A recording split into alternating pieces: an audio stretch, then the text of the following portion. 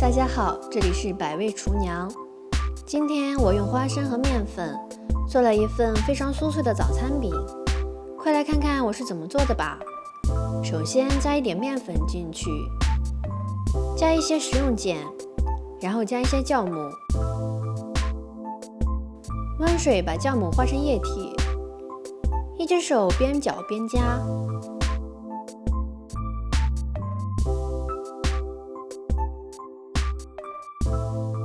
把面团和成絮状，然后用手在盆子里面揉面，都揉光以后就可以开始发面了。等待发面的时候，我们处理一下花生，用水泡一下花生，然后在饼锅里面把它加热。花生熟了以后放在案板上，用刀慢慢切碎，尽量切得碎一点。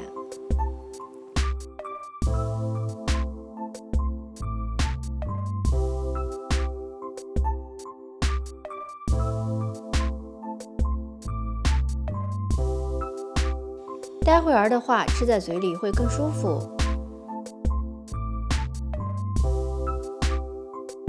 花生碎加一些面粉进去，加一些胡椒粉，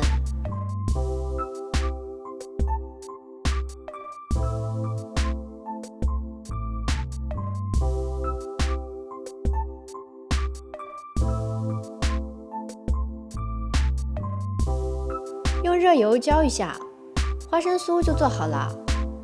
面也差不多发好了，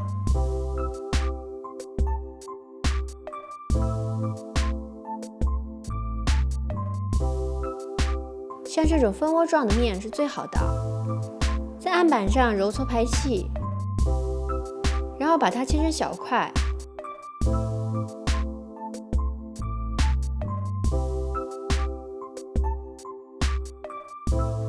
先把它改成长条，然后加入花生酥卷起来，非常简单的做法哦。相同的方法继续做，全部做完以后用保鲜膜封起来。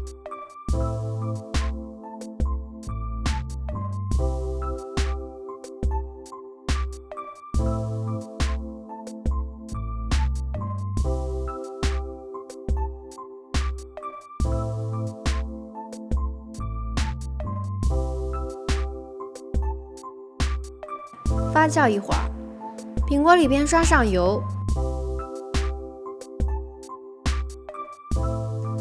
把发好的面团压成面饼，多翻几次面，几次以后饼就做好了。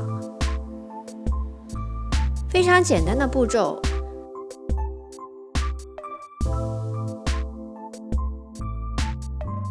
晚上发好面，早上起来10多分钟就可以给家人和孩子做一道非常爽口的早餐饼了。薄皮大馅，吃起来也是非常脆哦。如果你喜欢我的话，就关注我吧。我是百味厨娘，下次再见啦。